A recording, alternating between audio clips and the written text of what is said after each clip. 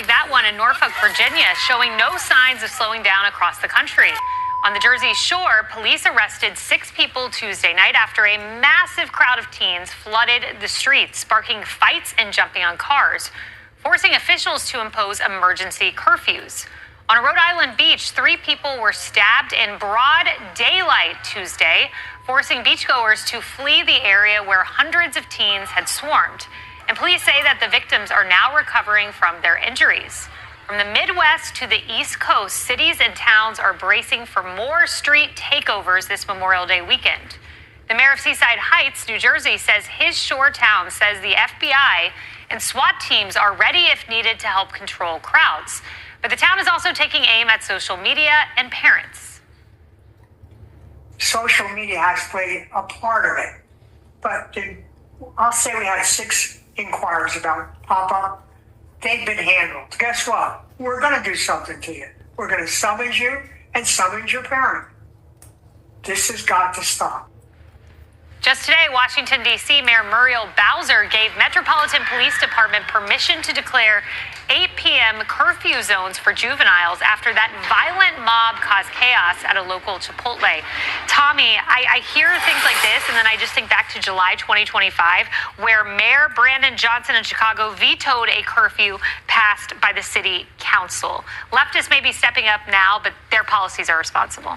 Yeah, I actually go back further than that. I go to 2020, when a lot of this activity in the streets was excused as justice or some kind of activism. It wasn't, and this is obviously different. It's for a different purpose. I don't know if they're activating anything here except for bad behavior, but unlike a lot of times where you see people trying to do things and then escape the law, these people are unafraid of the law. They're going out and doing this, and they're filming themselves doing it, and in fact, they want to be on camera doing this because they want to post it themselves on social media. So that tells me that the consequences here are little to none.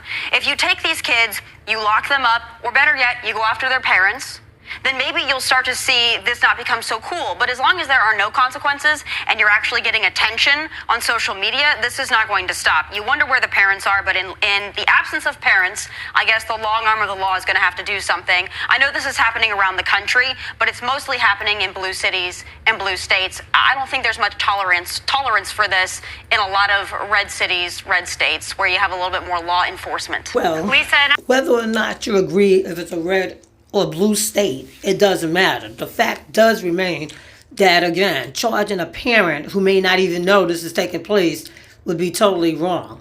However, I do understand the plight and the concern of teenagers going mayhem.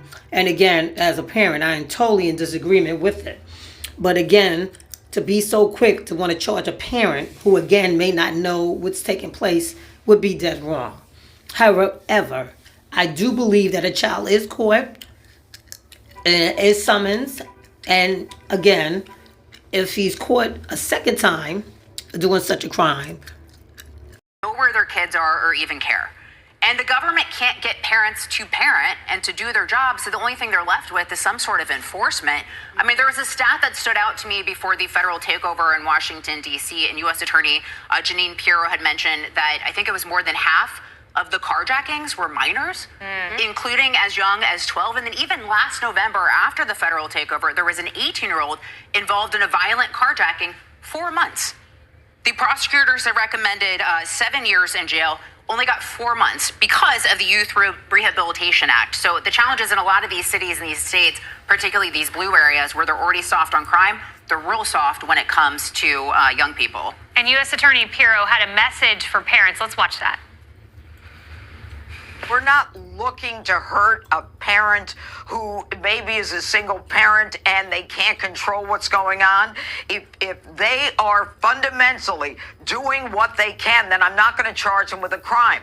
But if they're looking the other way, Lawrence, and they're making believe like, I don't know what my kid is doing, nonsense. You know what your kid is doing. You know where your kid is going. You know your kid is violating curfew. There's been 2 or 3 curfew violations. I'm coming for you.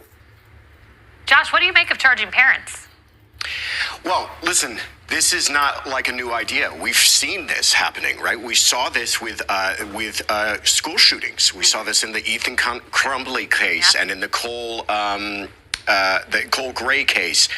where we're saying, listen, parents have a responsibility here that extends to the actions of their children. And if you're turning a blind eye, as the U.S. attorney points out, then we're going to prosecute you for it. And they have in very serious cases. Why is this any different? I mean, if the parents realize, and I like that she's balanced about it. I like that she says that, listen, we're not going after those parents who are completely stretched thin with resources.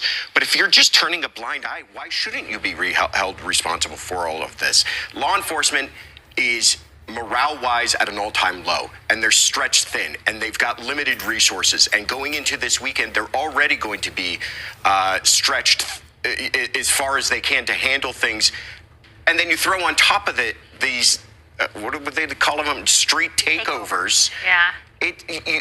Every resource that's poured into taking care of this hooliganism is some resource that they're taking away from maybe a more serious problem, and expect further violence. Emily. Yeah, and the behavior here and the crimes that are being committed, if it were adults doing them, it would have been stopped because the whole world would have been horrified. Somehow these guys have been infantilized, and no pun intended. They're not. These are not babies. These aren't not children. These are really big grown people who are acting a fool, and they're putting in danger a lot of other people. And we've seen, to the point about the violent commission of crimes in D.C., murders happening, but because everything's in juvenile court and family court, these guys get out after a matter of months. So the message needs to be systematically changed so that there is a deterrence. But here on this front, I'm concerned for the optics that will just be wielded by the left. Woke World, the news hosts, they go on to talk about the left versus the right and so forth and so forth. That's what's wrong in this world, this divide about politics and politics and all this stuff. Instead of dealing with the situation at hand, again, these are teenagers, and again, whether they're in the red state, blue state, everybody moves around. They're humans. I don't care what state they're in. The whole point is, I do agree that parents should know where their child is, and that children should not be acting. The teenagers should not be doing any of these detrimental acts that can really hurt someone. And so I am totally against this teen takeover, whatever they call it, myself. I've actually was in a little mayhem and experienced a little of it during the summer break, and learned again that it was through social media that they tried to organize such an event.